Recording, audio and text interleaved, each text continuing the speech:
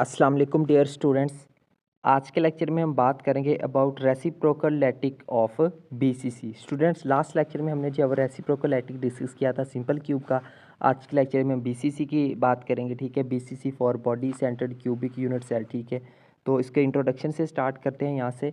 Consider a BCC unit cell, ठीक है। फ़र्ज़ कर लेते हैं हमारे पास जो है एक बीसीसी यूनिट सेल है, ठीक है। Body centred cubic unit cell है, जिसमें आपके पास जो है ए, बी और सी तीनों की वैल्यूज़ क्या हैं, एक दूसरे के लेंथ्स क्या हैं, बराबर है, ठीक है। In a right handed coordinate system, उसको भी जो है हमने एक राइट हैंडेड कोऑर्डिनेट सिस्टम के अंदर ले लेना है with a, b and c as primitive translation vector, जिसमें हमारे पास जो ए, बी और सी ये क्या होंगे, ट्रांसलेशन प्रिमिटिव ट्रांसलेशन वेक्टर्स होंगे हमारे पास, ठीक है। तो यहाँ पे आपके पास जो है ए है वो किसके बराबर होगा, A over 2 into I plus J minus के बराबर होगा। सेम एज टीज बी किसके बराबर होगा, माइनस आई प्लस जे प्लस के बराबर होगा। और सेम एज टी सी किसके बराबर होगा, A over 2 into I minus J plus K बराबर होगा, ठीक है। सो उसके बाद है जी the volume of with primitive vectors of direct lattice is. तो इन डायरेक्ट लैटिक्स को यूज़ करते हुए जो हम अगर इसका प्रिमिटिव वेक्टर्स का अगर हम वॉल्यूम कैलकुलेट करना चाहें तो इसके लिए हम फार्मूला यूज़ करेंगे V is equal to A dot into B cross C, ठीक है। तो वैल्यूज़ पुट कर देनी है, ठीक है। जब हम ए बी इनको वैल्यू, तो इन तीनों को जब आपस में मल्टीप्लाई करेंगे तो हमारे पास ए क्यूब ओवर क्या आ जाएगा, 8 आ जाएगा। और साथ में हमारे पास क्या है, ये जो यूनिट वेक्टर्स है ये भी आपस में क्या हो जाएंगे, मल्टीप्लाई हो जाएंगे, ठीक है। तो सबसे पहले तो जो है वो इन दोनों की जो है वो हमने क्या ले लेनी है, क्रॉस प्रोडक्ट ले लेनी है। जब इनकी क्रॉस प्रोडक्ट लेंगे, इसको जब हम सॉल्व करेंगे तो हमारे पास क्या आ जाएगा, 2 इंटू आई प्लस जे प्लस 0 के आ जाएगा, ठीक है। तो सॉल्व कैसे करना है, आपने पहले इसको आई को इन तीनों के साथ मल्टीप्लाई करना है, फिर आपने जे को इन तीनों के साथ मल्टीप्लाई करना है, फिर आपने के को जो है इन तीनों के साथ मल्टीप्लाई करना है। मल्टीप्लाई करने से मुराद है क्रॉस प्रोडक्ट। फिर क्रॉस प्रोडक्ट लेके जब आप उसकी सिंप्लीफिकेशन करेंगे तो आपके पास लास्ट पे ये वाला पार्ट आएगा, ठीक है। तो वो हम उसको डायरेक्ट लिख रहे हैं, ठीक है जी। तो अब क्या करना है जी, अब यहाँ पे जो है वो हमने इसके जो है वो हमने लिख लेना, ठीक है।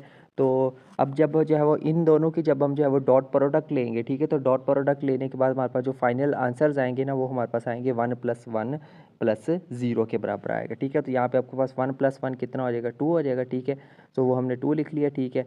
सो यहाँ पे देखिए आपके पास जो है वो ये जो 8 है और ये जो 2 है आपस में कैंसिल आउट हो जाएगा। यहाँ पे देखिए ये 2 2 कितना हो जाएगा, 4 हो जाएगा। सॉरी, यहाँ पे जो है ना आपके पास 2 भी आ रहा है, ठीक है। ये जो 2 यहाँ पे नहीं लिखा हुआ ना, आप बेशक इसको साइड पर लिख रहे हैं, ये 2 आ रहा है, ठीक है। तो वो 2 है, 2 2 4 हो गया, 4 1 4 4 2 तो ये आपके पास किसकी आ गई, वॉल्यूम की वैल्यू आ गई, ठीक है।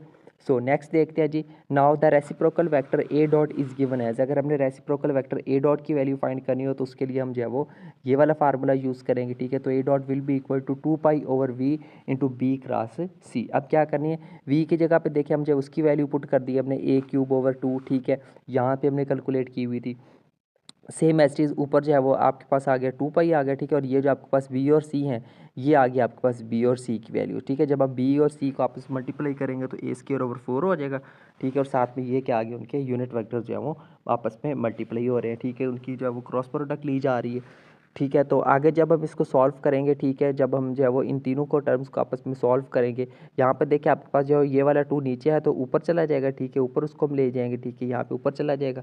सो फिर क्या होगा जी, हमारे पास नेक्स्ट देखें इनकी जब हम आपस में क्रॉस प्रोडक्ट लेंगे तो वो हमारे पास आएगी आई प्लस जे प्लस 0 के बराबर आ जाएगी, ठीक है। तो वो हमने लिख लेनी है यहाँ पे, ठीक है। सो नेक्स्ट जो है वो जब इनको आपस में यहाँ से 4 कैंसिल आउट कर देना, ठीक है। यहाँ पे देखिए हमारे पास 2 पाई ओवर ए रह जाएगा और इधर क्या आ जाएगा हमारे पास आई प्लस जे बच जाएगा, ठीक है। तो इसको आपने कह देना इक्वेशन नंबर 1, यानी कि यहाँ पे देखिए 0 कह है ना, इसको आपने निगलेक्ट कर देना, पीछे क्या रह जाएगा, आई प्लस जे रह जाएगा।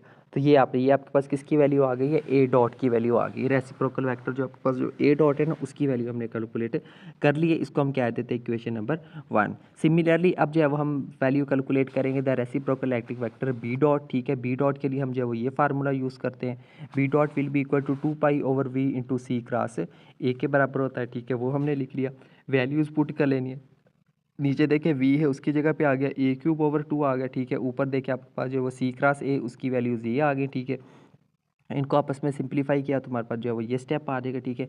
यहाँ से इसकी कैलकुलेशन करेंगे तो आपको यहाँ से किसकी वैल्यू मिल जाएगी, बी डॉट की वैल्यू मिल जाएगी, जिसको हम क्या देते हैं इक्वेशन नंबर टू का नाम दे देते हैं, ठीक है। उसके बाद जो है हम रेसिप्रोकल वेक्टर सी डॉट की वैल्यू को कैलकुलेट करते हैं, ठीक है। तो सी डॉट के लिए हम जो है वो ये फार्मूला यूज़ करते हैं, C dot will be equal to 2 पाई/v इंटू ए क्रॉस बी। तो यहाँ पे नीचे देखें ए वी की वैल्यू आ गई a³/2, ठीक है।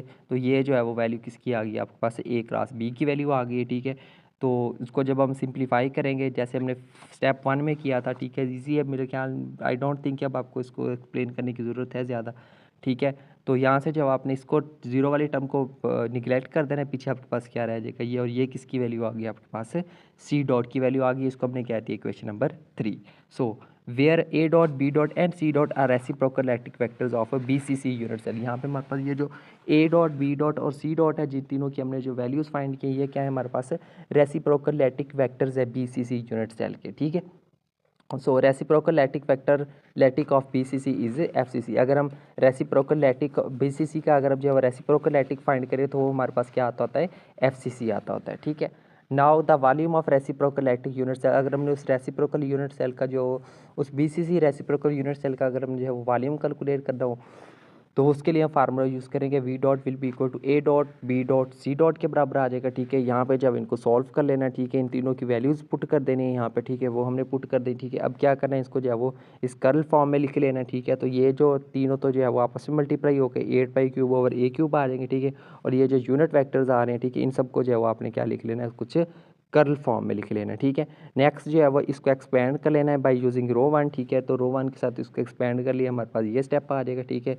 तो उसके बाद जो है वो इनको मज़ीद सिंप्लीफाई कर लेना है, ठीक है। यहाँ पे देखे जो है वो ये जीरो वाली टर्म्स को ख़त्म कर देना है, ठीक है। पीछे आपके पास जस्ट 2 रह जाएंगे, ठीक है।